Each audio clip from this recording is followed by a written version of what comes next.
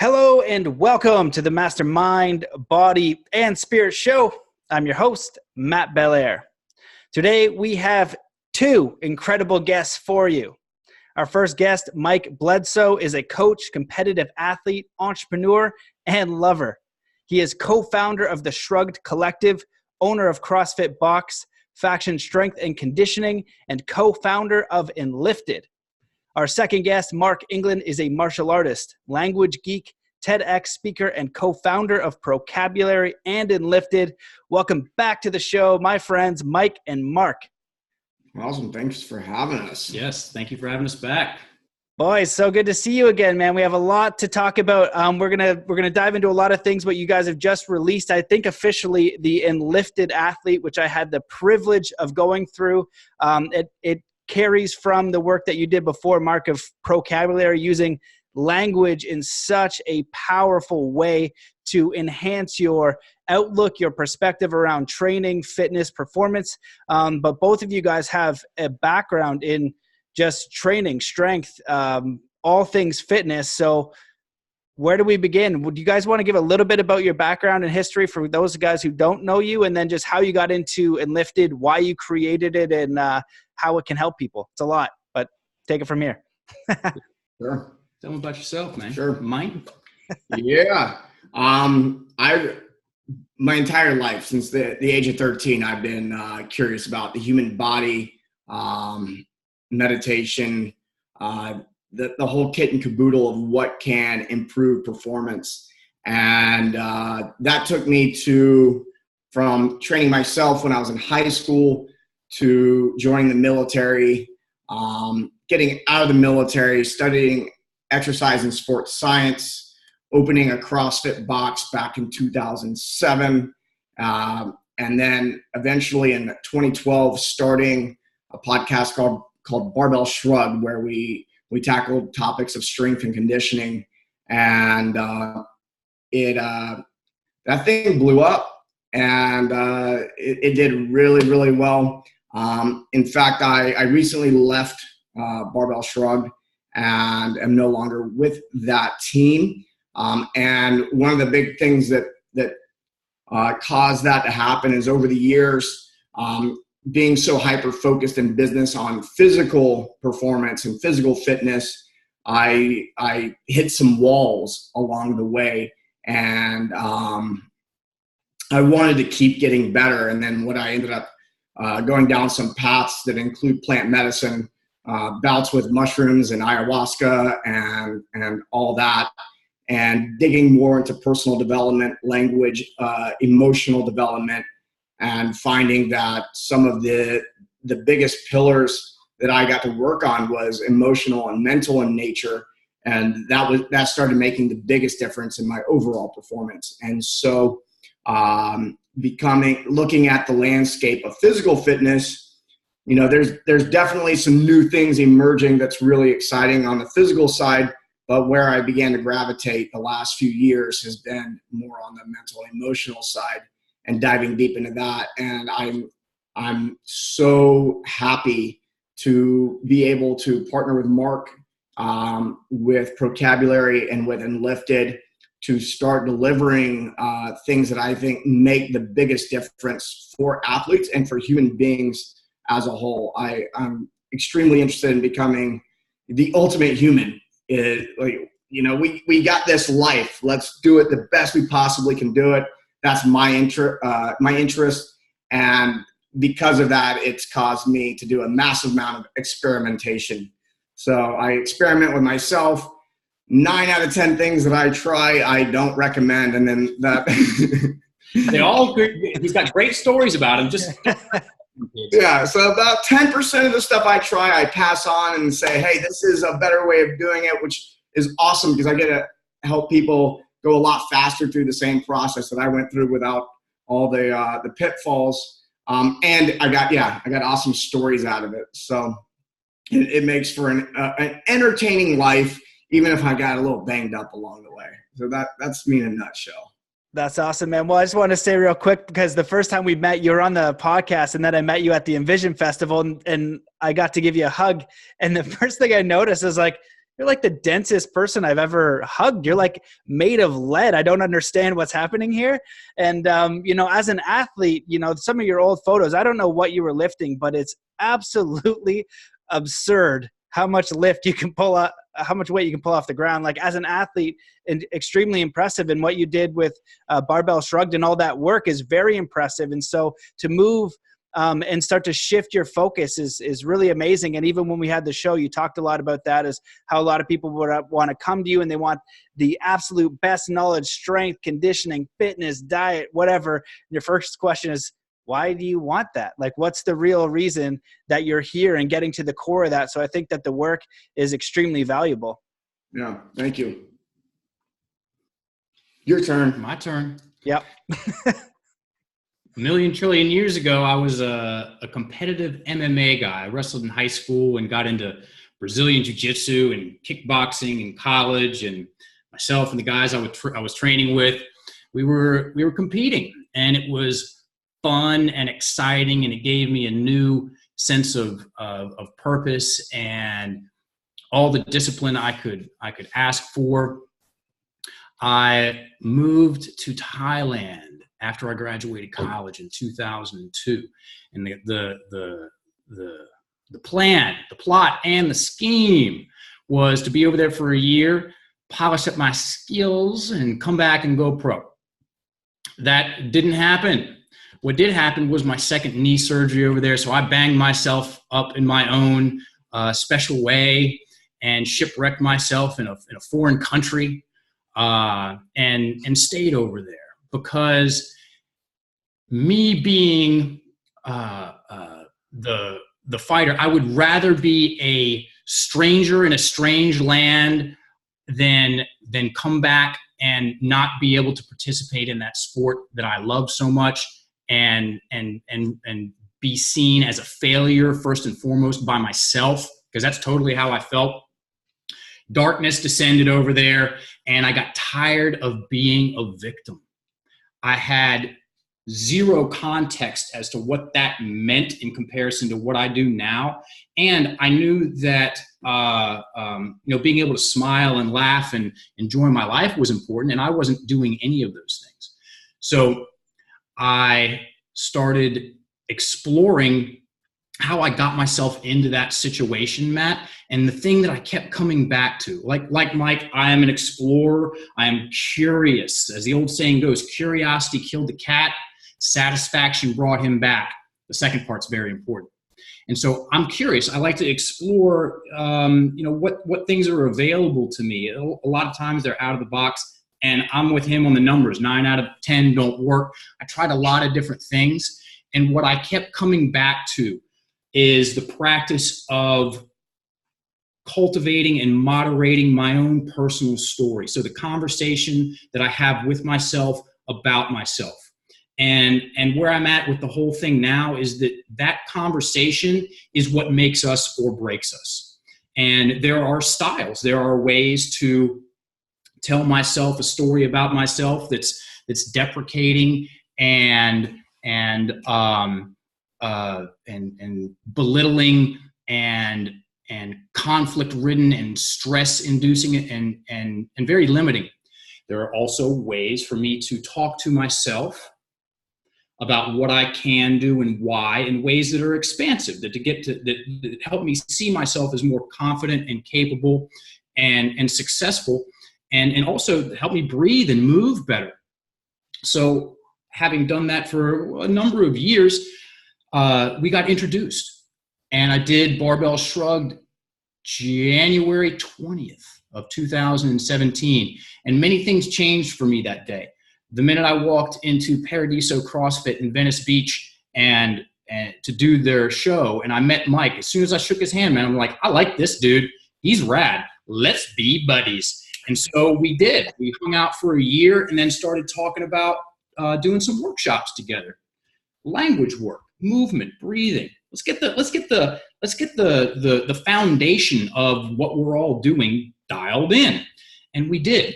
And that conversation, we can go into it in as much detail as you like. That birthed Enlifted, the Enlifted athlete, the way of the Enlifted athlete, the course that you just took. Amazing. Yeah. And I just finished the course, and I highly recommend it to any athlete and also any human being. And also you've sponsored the show. And I've been glad to do that and put out the Procabulary of the recent couple months, because I've done so many personal development courses, and the way that you've just distilled the power of language, how I converse myself, how I understand that in a level that went beyond NLP, and it went beyond hypnosis in just a very simple and practical way. But the other thing you did is you made it super easy to learn and digest. And actually on the follow-up, I was going to send you an email before the show, because I'm creating some courses now. And I say, hey man, how do you put that together? Because you really do it brilliantly. And what I wanted to kind of share about, both of your paths is we're similar in the way that we're all really curious about performance.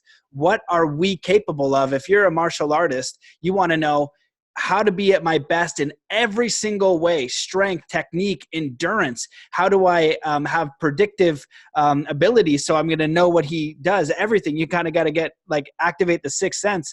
And Mike exploring in his own way too. And also, how do you pick up more weight? What is the most efficient way? And you start doing research and trying things. And it's amazing the people that are actually experimenting, because they're the guinea pigs. They really know what works and what doesn't. And both of you guys going down and experimenting with probably any road that you hear about, because that's what I did, is like, oh, this is supposed to make you better. Cool. I'm going to show up and I'm going to give that a shot, and then I'll know if it works. And sometimes it doesn't, and you're all banged up and it was a huge miss. But now you're like, you probably shouldn't do that. You can, but the result that I got was not great. But if you want to give it a whirl, be my guest. And so it culminates in the Enlifted Athlete and, the Procabulary course that you developed about a couple years ago, which is amazing. And you talk about the foundation, of all of this stuff. We're looking for superhuman performance, and you come back to the foundation of language and perspective. So why don't you guys talk a little bit about what the idea is around Enlifted Athlete and what you're hoping to educate people, how you're trying to help them, and what you're trying to share, because it's uncommon. But even I actually recently pulled my back doing absolutely nothing. I feel like I'm 1,000 years old, and got to the injury part, and it helped me so much instantly in the way that I was identifying, and then I looked at all of my past from how I skateboard and snowboard and things that happened. I was like, just that little switch is a very big difference in the way I can navigate and mitigate anything that happens now and in the future. You can use the same skill in the future, and it's not complicated, but it really does change your perspective and situation that you're in. Yeah, I want to talk a little bit about the foundation piece and talk about how all the things that we tried. So the majority of stuff that I did worked to a degree. It got me 10% there, and I wouldn't recommend it because there's this other thing that works 90%. And so why waste your time doing things that kind of work versus the thing that really works? And so one of the things that came to me is when we started doing focus work around language. When I started doing that, I found that I was able to go back to these other techniques. A perfect example of this is ayahuasca. Ayahuasca was very beneficial for me on many different levels: mental, emotional, spiritual, and physical. It cleared me out physically as well. But when I came out of that experience, I felt a little lost. It was a little confusing, and it took me some time to put it back together. And fast forward to now that I have honed the skills of language, I sat in a ceremony a few months ago. I did 4 ceremonies down in Costa Rica, and in ceremony, as things were bubbling up in my consciousness, I was able to be more of a director of the show. And yes, Mother Ayahuasca does take you where she wants to go. And I was able to, it felt way more like a collaboration. And I was able to collaborate with the medicine because I had this really strong foundation. And so now when I interact with people who want to do all these really cool things, these really cool techniques, I go, hey, let's do this first. Let's knock out the foundation first. Now that you have these frameworks, and so when I say foundation, I think about mental frameworks and mental frameworks are a way of thinking about something. What we like to do is instead of saying it's a way and that like it feels like a static type of conversation, we give you processes for ways of thinking. So give you frameworks that evolve, and give you enough understanding that where you can tweak them for yourself instead of it being such a static thing that doesn't move, something that's concrete. And so in my example is when I began to really nail down the foundation of language, and it gave me access to emotional and energetic type of where I had more power over the meaning of what was happening in the moment. And so now I can go back and use all these other tools, and because I have these language tools on board, everything's a lot smoother, everything's a lot faster. I can remove resistance in myself a lot more easily because I have this foundation. Yeah, amazing. Mark, do you want to add on that or? Yes, please. The pro in Procabulary, it does not, negation acknowledge, stand for professional. It stands for process. And Mike talked about frameworks and giving people a way of processing what they're experiencing and guiding, being more of a conductor, conducive, conducting, a conductor in their story, more of an orchestrator. And we talked about this on the TED Talk, that the main point of the conversation is that our identities are not what the current Webster's definition of identity is. The current Webster's definition of identity is it's the fact of being who or what a person is. Now, I know no one who is factual in the story that they tell themselves, in the character they create, especially not me. My character is an ongoing, fluid, flexible process. And I participate in that ongoing, fluid, flexible process with the words that I use. And there's in Procabulary, it's in the Enlifted course too, there's a subset of the English language that people use, myself included, to train wreck themselves. It's called conflict language. And over time, when people use it in the short, medium, and long term, they put themselves in stress responses. And when Mike goes into a stress response, or I go into a stress response, when we send ourselves into stress responses, or you, Matt, or anybody that's listening, we trap our breathing. Our breathing gets trapped in our upper chest, and shallow breathing leads to negative overthinking. And then negative overthinking leads to more shallow breathing, and so on and so on and so on.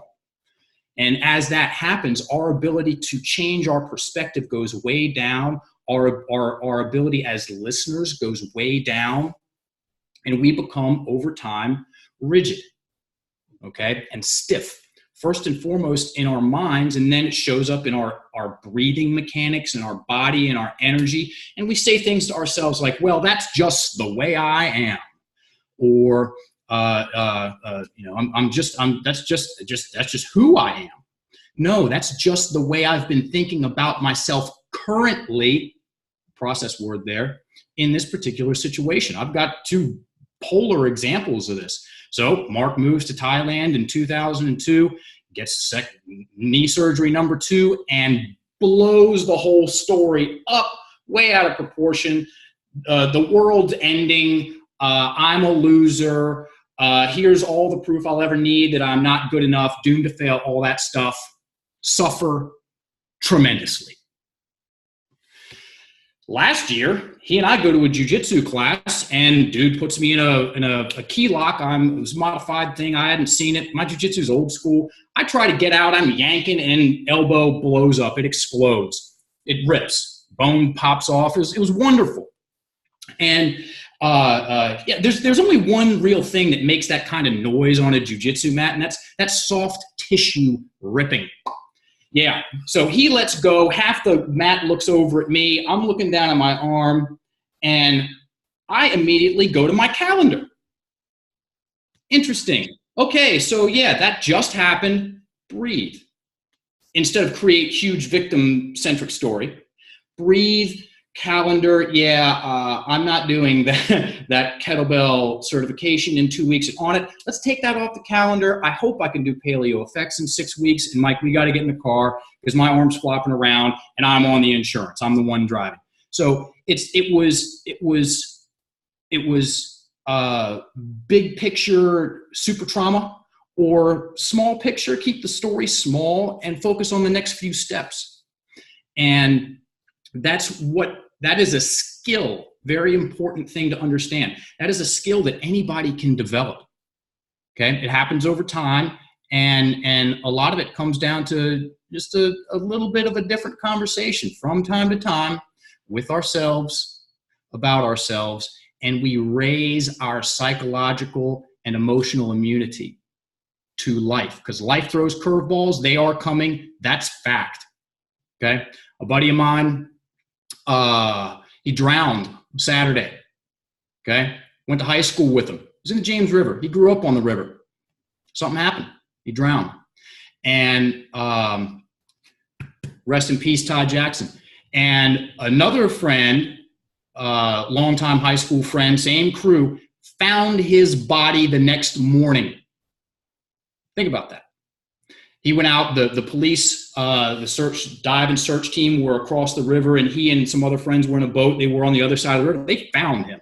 He got on the phone, called his mother, and then his mother was there 10 minutes later. That's a very intense life story. That's a curveball. And he was able to maintain focus and perspective and make good choices during that whole thing, because he maintained good breathing.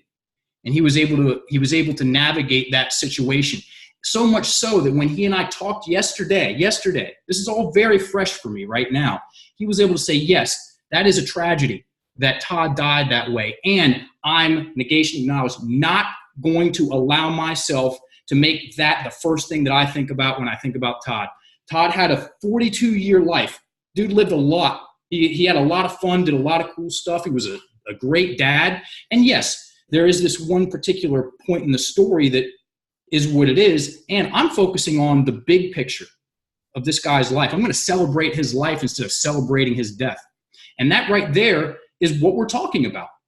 You know, it's the ability to be able to choose the stories that we allow ourselves to believe, because there is a variety of ways to tell ourselves stories. And that's what makes us or breaks us. The story rules. That's where I'm at with the whole conversation right now. And if I can learn to do it, anybody can learn to do it. We get that a little bit better, and then a little bit better and solid and more introspective, as opposed to, doing the blame game, worst case scenario. Then we open up capacities for us to become more as athletes, for us to become more as community members, for us to become more in our relationships, for us to become better business partners. The story has to be in place. Otherwise, the thing, insert whatever thing that it is you're doing, will go down in flames. Yeah. Wow. Well, shit, man. First of all, really sorry to hear about your buddy, man. That's terrible. And I like the frame that you shared on it. You guys shared so much there that I kind of want to touch on from my perspective, but, at the beginning, Mark, you talked about understanding the conversation with myself about myself. And I think that as foundational, conscious, sentient beings, that is one of the most fundamental things that we can have a look at and learn how to master within ourselves. Because when Mike talked about freedom, when we look at a perspective, it would say, okay, from an athletic perspective, it'd say, I'm going to go do this backflip.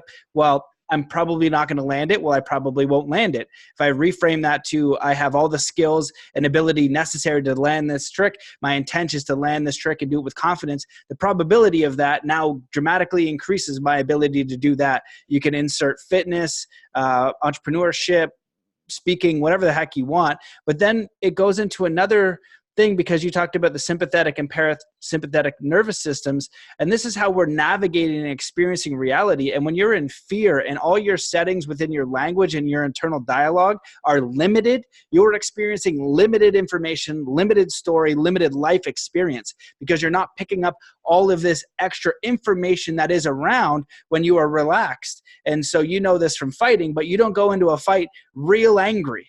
You know what I mean? You're probably the same thing with a lift. I don't know if it's the same. You can tell me, but you probably don't want to go into a lift real angry. You probably want to be relaxed and focused. And then at this certain time, you're directing your energy and putting it towards these actions that you need to do. It's a high level of mastery. And so when we can learn to use language and the stories we tell ourselves to open the perspective, to open the lens of information, now we're moving towards real flow state, because it is this balance of how we're experiencing the external and how we're managing that internally by the story we're shaping around it. So maybe you guys want to touch on that before I ask a question.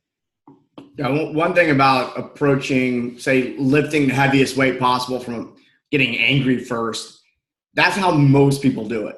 Right? Yeah, that's what I thought. It's the only thing they know.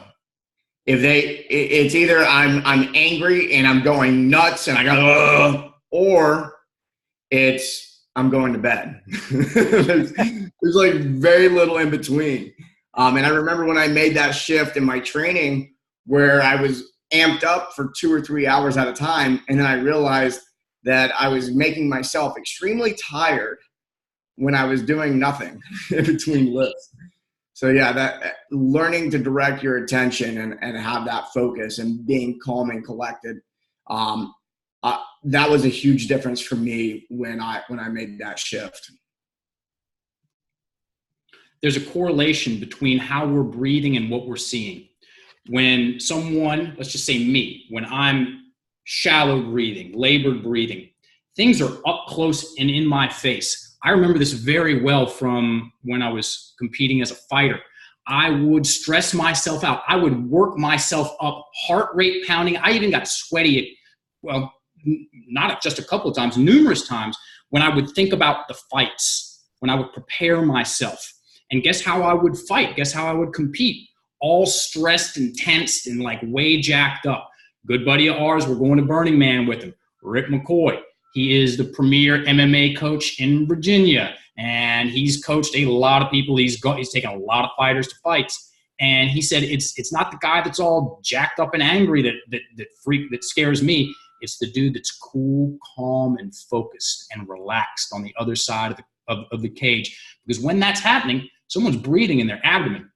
And when they're breathing in their abdomen, they can get in the zone and flow. Very important, very simple note. Shallow breathing means in your head. In your head means overthinking and mechanical. Breathing down in your abdomen is fluid and flow. You can transcend the mind, and the body will do some magical stuff. It will perform in the ways that you want it to, the ways that you've trained it to. Okay, and that's why I reached out to Mike, is that with Procabulary, we connected those dots between what you think and say and how well you allow yourself to breathe, which is very important in fitness. So we go on a show, and now we're here. Yeah, I definitely agree with all those points, because there's so much going on now with flow state and performance. And, you know, you guys would know better than me, but everything going on with the fitness world and the biohacking and things like that. And, you know, I was thinking about doing a video on biohacking, because it's like so many people are going out there looking for like the right supplement or the right this or that, and completely forgetting about the foundation or just having consistency. You know, go biohack number 1, show up consistently and do your best, you know, over what little supplement you're switching in and out of, right? Getting really back to these fundamentals, and breath is another huge point. So what I wanted to ask you guys, just as far as a practical piece, is what are some of the very common ones that, because in the course Procabulary and Enlifted, you go through, you know, negations and conflict language and binary language, and it's really great. I actually have my notes in my journal right here from taking the course, because it is worthy of taking notes. But when you switch it, it's like one of the things I learned a long time ago was switch the negative to positive. So if I'm like, I don't want to land on my head on this backflip. So what do I want? I want to land the backflip. Oh, I don't want to, feel like a loser and fail at this business. So what do I want? I want to get the skills and knowledge I need necessary to be successful at this business and overcome any limitation that I have. It switches the frame. So maybe you guys could share a little bit of the common frame shifts that, or pieces of this puzzle that are most common for people, and then give them a solution. Yeah, I'll let Mark talk about the language, but I want to say first is it is funny that we want all these gadgets and supplements and diets and training programs. And the longer I'm in this game, the more I chuckle at what's going on. I see things being marketed, or people go, well, what's the best thing for this and this and this? And I go, you're not going to be happy with the answer I give you, because what you're talking about doesn't fucking matter.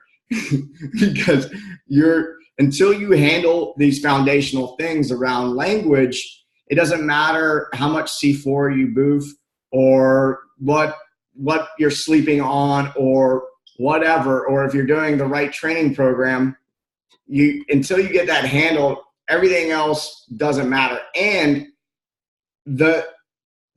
all those really cool tricks and gadgets and supplements are great if you've handled this first. Then it actually gives you, I don't know how many people they go, well, does this work? And I go, I don't know, because everybody is different. And these tools give people access to knowing if it's working for them. It puts them in tune with their body. They go, oh, this supplement actually is doing something good for me. This diet is something good for me. This training program is something good for me, or not. And so it's my goal is to get people to a place of self-validation, and the average person is looking for external validation on, is there research to support this or this or this? And I go, it doesn't matter, because there's so many outliers, and research, science as being practiced now is broken. So if that's what you're relying on how you're going to train or how you're going to treat your body in any way, it's really ridiculous. So these tools that you get through language and breath and these types of things put you in a place where you go, yeah, this is good for me or not. Let's talk about vision boards. Of course, Matt, you know what a vision board is. I would assume most of your audience does too. I opened a couple of years of seminars. Well, I included this particular piece in 2 years of seminars because it was audience appropriate. We would talk about vision boards and say, hey, everybody, raise your hand if you know what a vision board is. Raise your hand if you've ever done one. Most people would say yes. So what do you do with a vision board? And people would eventually get to they would say, well, we put what we want on there, what we want to manifest, what we want to achieve, the things we want to accomplish. I'm like, cool. Why? Well, so we can visualize it and focus on it. I'm like, okay, cool. Have you ever put what you do not want to have happen on your vision board? And everybody looks at me real weird, and they're like, no, of course not. I'm like, okay, of course. Why? Well, blah, blah, blah. Simple answers. Well, what about your internal vision board? Oh, and that's what negations do. So when you mentioned negation is the art and the science of focusing on what we don't want to have happen, worst case scenario land. So when you mention backflips and someone says, man, I don't want to fall on my head and embarrass myself in front of all these people. What did I just envision? Me doing that. And there's been some road-tested studies about free throws. And people can improve their free throw ability just by visualizing themselves making free throws. And it's safe to say that we do the same. If we practice success and positive outcomes in our mind, we rehearse that. I know for me as a public speaker, when I rehearse my presentations, I present better. And when I don't rehearse my presentation skill goes down. And if I rehearse choking on stage, then what am I setting the stage for? So here's a good example. Do you know who Ronda Rousey is? Yeah, man. Yeah, UFC fighter. She was the thing for many a year. When she fought Holly Holm on Ellen DeGeneres, She went on beforehand. Was it Ellen or Jimmy Fallon? Doesn't matter. What she said very much matters. She goes, I know what she's going to try and do. She's going to go out there and make me miss and get me frustrated and then try and kick me in the neck. But that's not going to happen. Guess what happened? She went out there, made her miss, got her frustrated, and kicked her in the neck. What we rehearse in our mind matters. And guess how we dictate that mechanism? With our words. Okay? So just like you said, let's use that example because it's a good one. I've trained well. I know how to move my body. I'm going to stick this backflip.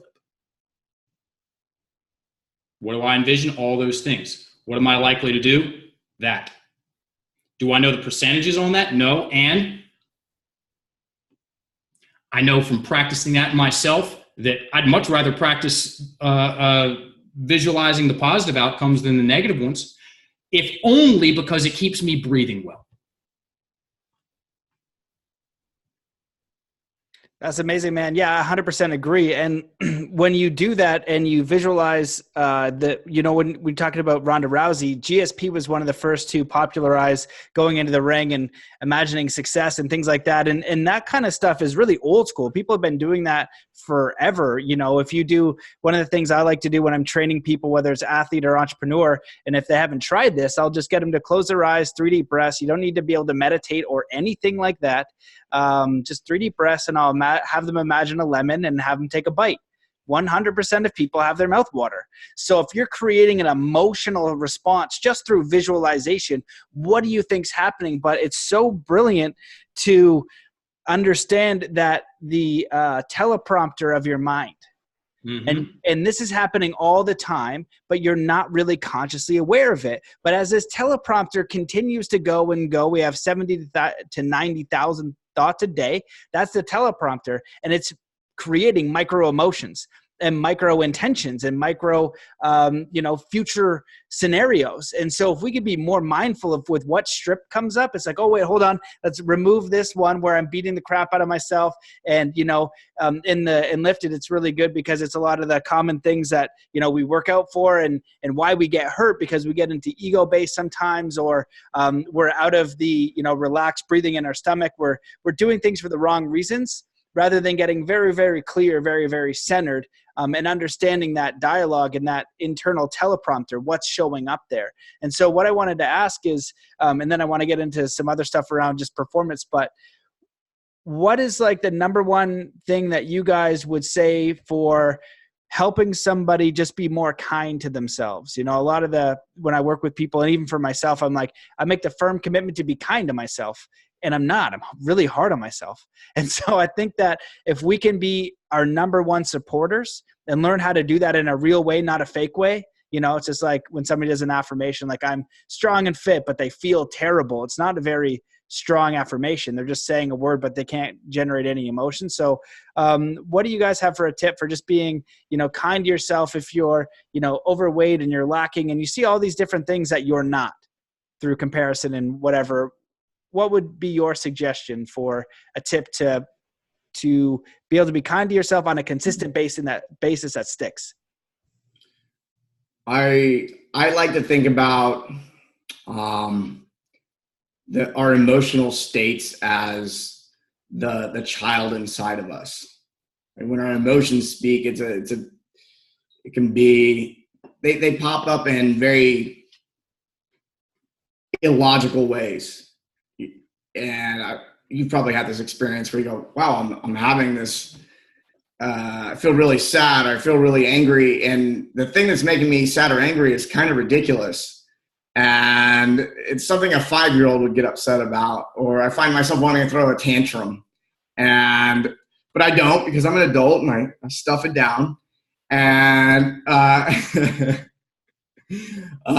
so my advice is treat that emotional state as a child and have a conversation with it.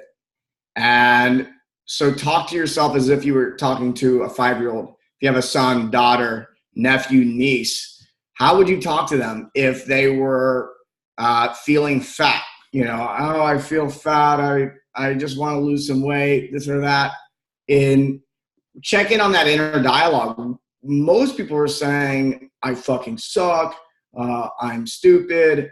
I'm fat. You would never say that to a 5-year-old. You would never say that to your nephew or niece or something like that. What would you tell them? And that's the conversation you get to have with yourself.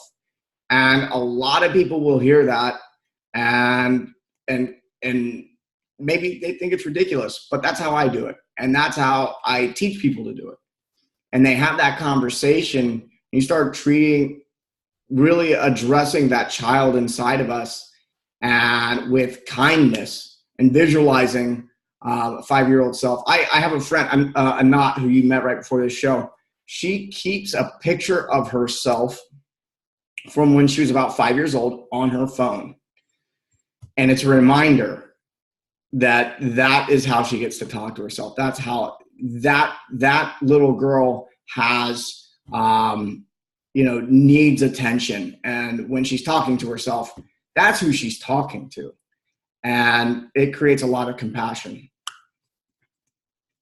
That's amazing. I'll just give a little bit of feedback on that because it's similar to techniques I've heard before in neurolinguistic programming and with working with people. It's interesting that when we have a traumatic experience or even not so traumatic, you would see it happen to somebody between, 3 years old and 10 years old. You might not think it's a big deal, but at that time to that individual, it may create a very large emotional response. And when this emotional response happens, it's traumatic. So the next day they have it, it's still there. The next day they still have it, it's still there. Then it imprints in the mind, which then imprints in the body. So you could take like a child loses their father between 5 and 15 or whatever the case is, they're cognizant and they realize that they've lost their father.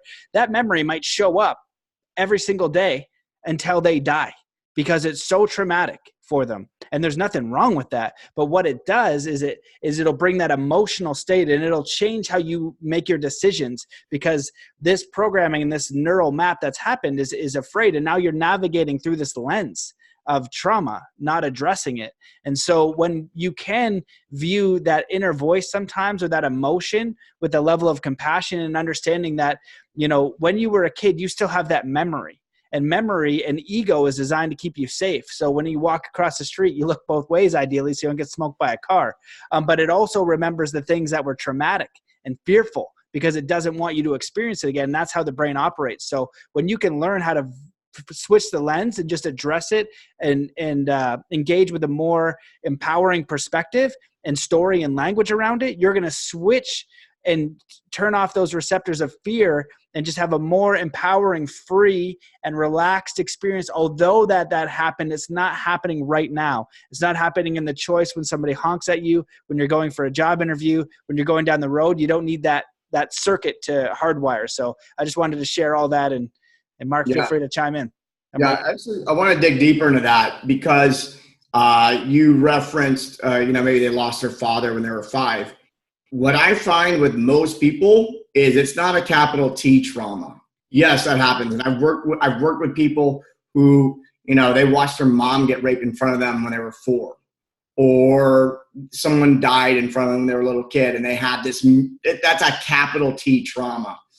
But what I find that makes the biggest impact on most people is the little traumas.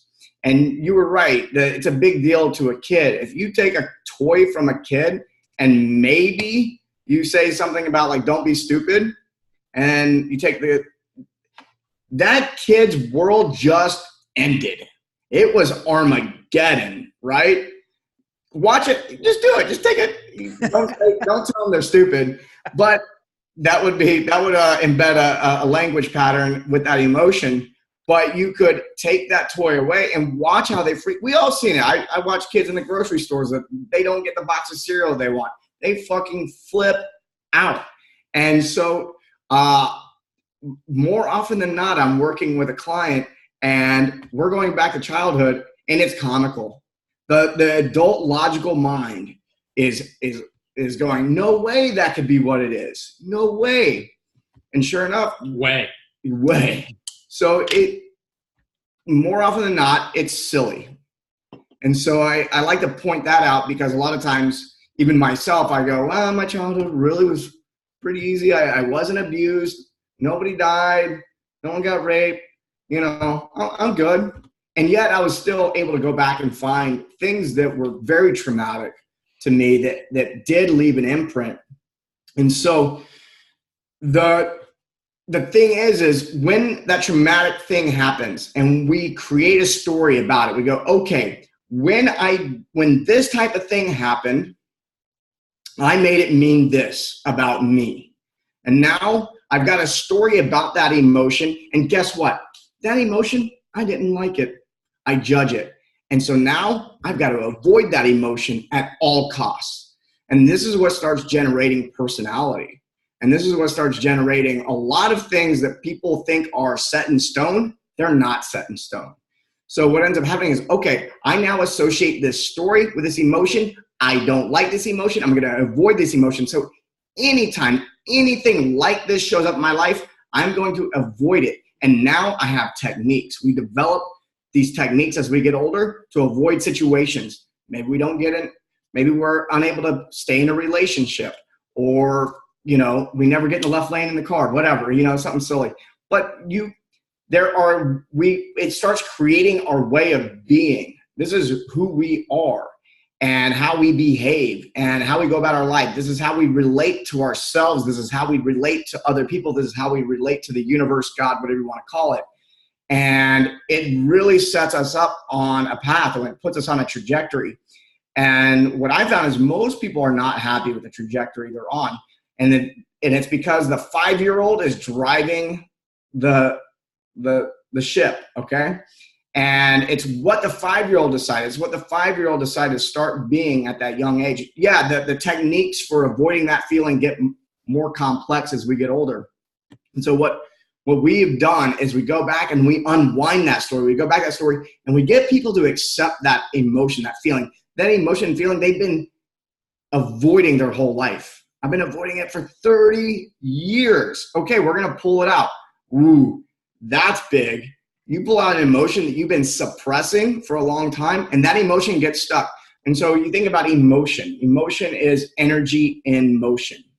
And when we are rejecting of an emotion and we're suppressing it, emotions are coming from the body. And if we reject that and we suppress it long enough, it shows up as tension in the body. You may have heard that there's some theories that memories are stored in the fascia.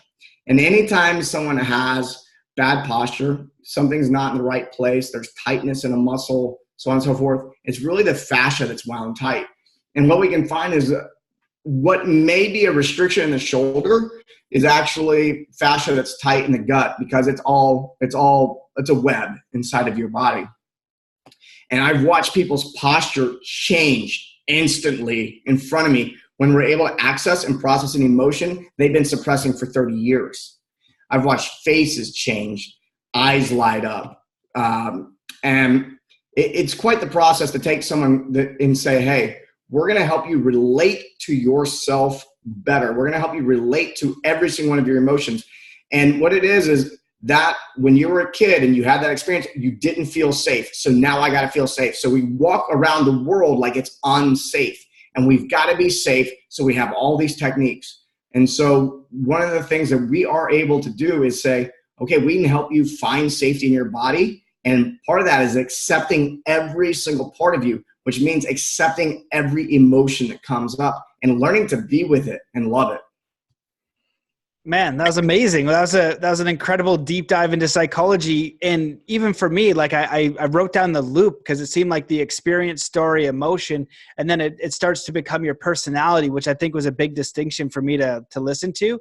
And then when you say this is the way you be, like this is the way I am, this is who you are, like this is who I'm being, it's so final. And once people get to whatever that is, it could even happen, like you said, at 8, that loop starts going and that becomes who we are. Right, become the bully and it just keeps going, or it becomes this victim and it just keeps going, and we feel like there's no way out of it. So I think that that's a really important thing. And maybe that was the untold story of the foundation of Enlifted. Somebody took your kettlebell away and your world just exploded. And then Mark England came in the next day, decided to help you out, and got to where we are today. So Mark, maybe you want to chime in. Sounds good to me. It's my favorite kettlebell, man. Interesting side note on the history of Enlifted. Before it was called Enlifted, it was called Flow Stated. Yeah. Because I like that too. That's nice.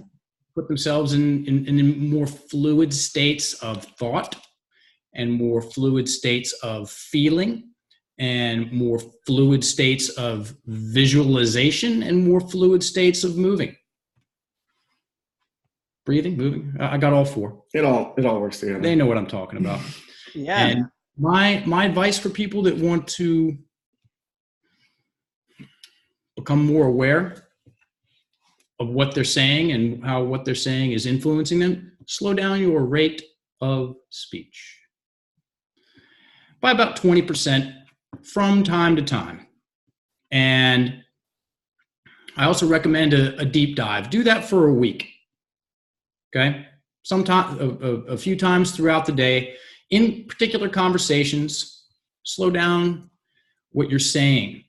And what will happen is that you'll breathe a little bit better and you'll have a little more mental real estate to connect dots between the words that influence you in the ways that you like and the words that influence you and other people that you're speaking to in ways that you do not like. Because all the conversations that I've ever had and you've ever had and everybody that's listened to this show has ever had that have gone south, there's a pattern there. There's a style. Same thing with all the great conversations, the ones that create connection and quote unquote positive outcomes and expansion and self-belief and great breathing mechanics. Those have a pattern too. And first, where it all starts is awareness. So slow down your rate of speech and you will become more aware. That's a great tip. You actually gave it on the first show we did, and I tried it for a week, and it was great because I'm naturally a very quick speaker, and I like interviewing you. This is the second time you've been on the show because I recently started doing Toastmasters to become a better speaker for the podcast, and you use the ums and ahs and all that kind of stuff, and you will just come in with the words. You don't need to bring in a filler word. You just slowly speak coherently. It sounds nice. I enjoy listening to it, and so there's a lot of benefits to that. So it's a great piece of advice and tactic. So I want to honor your time. We're getting a little bit later here. I know you guys are doing a lot of things, so I'm going to throw a bigger thing at you, and we'll see what shapes of it. But what you guys are both, and myself too, really curious about human potential, what's happening on the planet, but also big picture things. You know, we want to be our best selves so we can have freedom, joy, contribution, and have an amazing life experience. And we have a lot of problems and things in the world that make that challenging because life in itself is a big mystery and all kinds of craziness. What do you guys believe is possible as far as human potential and world peace and anything like that, as far as like a framework, if you were going to kind of give that to somebody and say, you know what, where do you see civilization's possibility going, like adding in some things like this, understanding language, where technology could go, interaction with communities, all these different things. It's kind of like a big general question, but I'm just curious on what you guys believe around human potential, framework for that, and achieving world peace in our lifetime. I see a lot of people wanting to change the world, and it makes me nervous. And it makes me nervous because they are projecting themselves out into the world. So a lot of times people are unhappy with something's going on, which really is what's going on with them. And there's a lot of things that people are tackling that are really, really important. And there are real world things that could use improvements. And what I witnessed with a lot of people who are the most passionate about making these changes is they're bringing their own shit to everybody else. And they have this fracture inside of them, this piece that's not, they're not not really completely healed themselves. And so they're bringing that wound and they're projecting it onto the whole world. And it makes me nervous when someone goes, we need to change the world. And I go, I'm going to watch that person because I agree. I mean, I want to make a big impact on the planet and I want to help a lot of people. And there are definitely things that need to get done. And I notice the majority of people are doing it from a place of, and I hate using this word, but it's going to work here, which is they're coming at it from a place of being broken. And that shows up in what they're doing, and it makes what they're doing unsustainable. And then it also shows up in okay, I'm going to make sure everyone has clean water, but there's something they didn't think about, or someone gets stepped on in the process, or something like that. And it's because there's a part of themselves they haven't healed and gotten complete with themselves yet.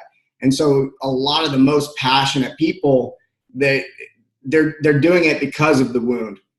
So my goal in this world is, if we can help people heal themselves, we get them where they can heal themselves, and then they also have the ability to continue to heal themselves, because we're going to encounter more wounds over time. And if we give them these tools, then when they are making a difference in the world, it is clean and pure. And it's easier. So many people are fighting. I gotta fight. If someone's in a fight changing the world, I'm running the other fucking way. I did that. I've had people, I watched this at Burning Man last year. People got up and they were like, we're gonna start our own party, and this is all the stuff that's fucked up, and we gotta fight. I left the front row. It was 20 people who I knew on stage and some booty shorts. I got up in the front row and I walked right out, and people noticed. And it's because I could tell where they were. I could tell where they were coming from. And I can tell, and I can say that with confidence, it's because of the language they're using. When it's somebody else's fault, and when there's someone to fight and there's a conflict, and when they're against something, there's very few protesters out there that are for anything. It's anti this and anti that. You say anti something, I walk the other way. You're not getting my support. And so, it's not even a protest. It's a contest. Yeah. Pros and cons. Pro is positive. So be an activist in the world, but be a pro-activist. What are you doing? Stay away from the conflict. And really, I see the biggest difference, the biggest positive difference I can make in the world is to help people heal themselves, because how people show up from moment to moment is the biggest thing. That's it. Yeah, man, I love all that. And, you know, this quote always comes to mind, but it's the one by Buckminster Fuller where he says, you never change things by fighting the existing reality. To change something, build a new model that makes the existing model obsolete. And there's a lot, and I agree with that with the observation that I've seen. It seems to be like this battle, and some things, you know, maybe there's fractions of that, but we need to focus on the solutions, and also being mindful of being open to continually evolving, because it's like we'll do a course or we'll get to a certain point and we're not open to learning or adapting, when really we are still in the growth process and in our wanting to help and in our compassion, and for wherever we are, whatever reason some is doing it, they don't see how it is just projecting their pain, and it's not fully ready to be shared. But when you can, I think you kind of closed on the end, if you can just show up as a good individual, you know, as you are, and be compassionate, be of service, and do your best. You know, we start there, but focus on building the solution. If somebody has no water, then figure out how you may get them water, not beating down the people who are preventing them from getting water, if that makes sense. So yeah, it's usually not even true. Yeah. The people who they're pointing at and saying they're the evil ones, there's something else going on there. 9 times out of 10, we've all seen it. People are pointing fingers at a group that's doing something very wrong, and then you find out that there's all these constraints that no one really understood, and they're not really the bad guy in the first place. They're doing the best job that they can too. And you know what? the outside of helping people heal themselves and have this conversation, the best thing we can do is what I want to do, and Mark's actively working on this, is get this stuff in the hands of kids. Get the language that we're growing up with. We are correcting it. I'm 37. Mark's 42. We're correcting this. Look good. In our 30s and 40s. What if, when someone's born, their parents speak consciously? What if, when they go to school, this is taught? We learn grammar and spelling, but we don't learn about negations and affirmations and projections and reflections. What if this was normal? And this was something that was in the education system from the very beginning? Those are powerful children who will become powerful adults. Yeah, I 100% agree, man. And that's for me, when I wrote Zen Athlete and wasn't sure what I was going to write about, the main thing. Oh yeah, thanks, man. That's an honor to be in that spot over there, man. This is for kids. If you're an adult, you can go through that and you can learn a lot. Like Procabulary, when I went through, I've done so many language courses, and I go through it because I knew I was going to get an upgrade, and the way that it's buttoned up and the way that it's packaged, I'm like, yep, easy, understandable, applicable forever. And I know the shift. It's a shift from, is just like, am I going to kill myself, or, can I open up the frame to what I prefer? And it changes everything. It's incredibly powerful. And if we can get this to kids, that's really where it's at. And that's where I see that potential of whole kids, whole people helping. Like, just do your best to show up as a great human being. Do your best to be your best version of yourself, create what you want, what you're passionate about, contribute to your community. And if there's something more you want to do, you can, but it has to start internally. It's like, be the change you want to see in the world, that kind of thing. But, the more of us that can get to that level and then work together, we can make a very massive positive impact together once we're operating on that level. So, Mark, do you want to chime in with anything?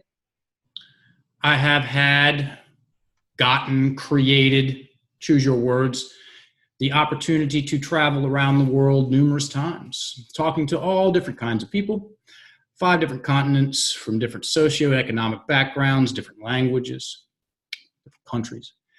And in all of those talks and presentations, I say the word abracadabra, and everybody goes to magic. In my personal opinion, that is the most recognizable word on the planet.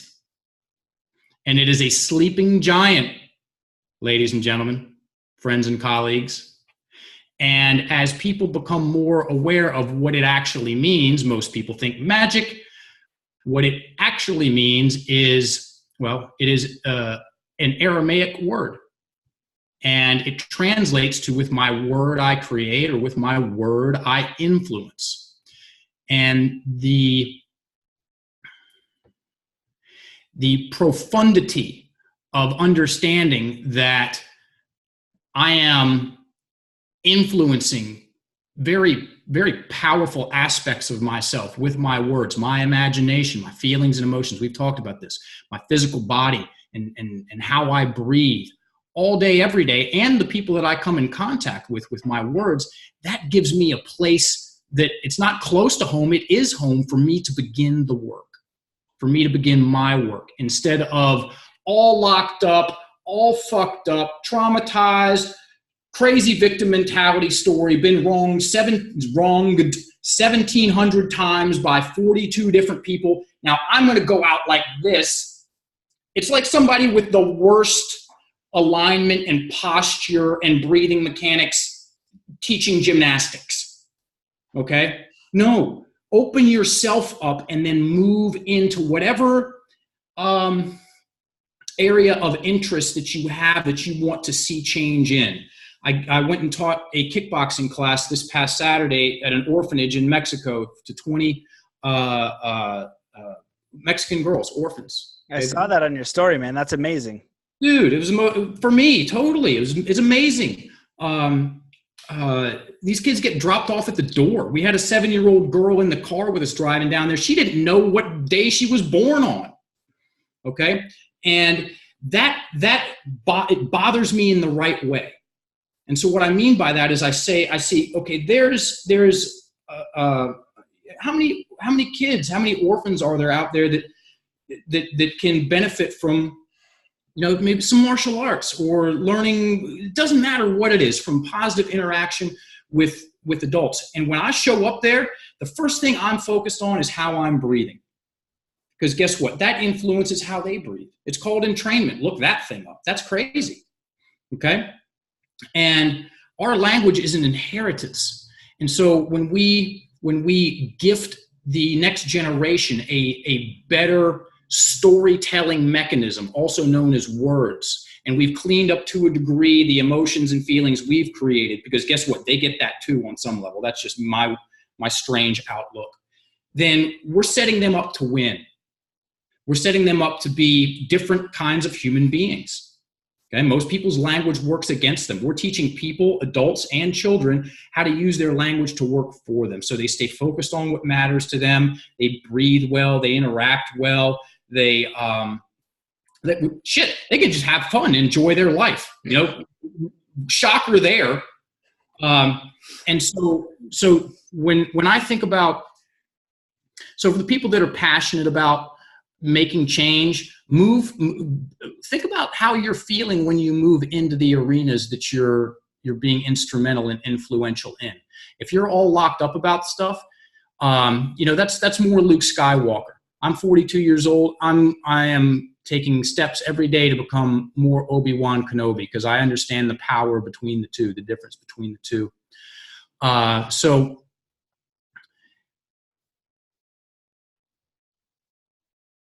changing the way people understand their stories, the mechanism of stories, and giving them ways to practice these things. I say this consciously, I don't know what we can do. And I say that with a lot of excitement, okay? I know the benefit that I've received, that I've created for myself from going from being a almost professional victim, a consummate victim, convinced, convicted, mental prison sentences I created for myself, to someone that breathes better and listens better and plays better with others, okay? Both personally and professionally. I used to be an asshole. I really was. I was that guy in high school. And now I'm better, and I'll be better next week, and I'll be better next month. And we'll see how far we can take this thing, man. Awesome, man. Beautiful answer. Well, I totally agree with getting this to the next generation and doing our best to be,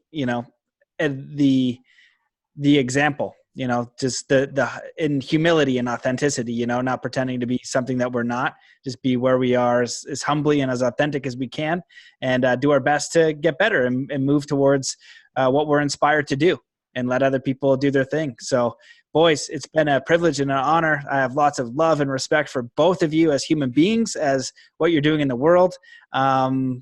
What do you guys want to leave the listeners with? Make sure they can find out, about Enlifted and all that kind of stuff. But any last tidbits you want to leave the listeners with? Thanks so much for coming on, and feel free to embellish if you wish. We love you too, Matt. Thank you for having us on again. You're a great conversationalist and a great listener and a great podcast host. That's all I have to say. I've said everything else in the show. Thanks, man. Yeah, thanks for having us on. I think we've said enough. I think so. You guys crushed it. Well, it's always a privilege to chat with you. I'm so sad I will not be dancing in some sort of ridiculous outfit at Burning Man with you both, but I hope you enjoy your time, and we will see you at the next one. But thanks for your work and everything you guys are doing, and the commitment to making just a contribution to learning, to growth, and everything you're up to. It's always a pleasure watching you guys. So thanks for coming on. Yeah, thanks for having us. Thank you. And thank you, everybody, for listening. See you guys. Bye.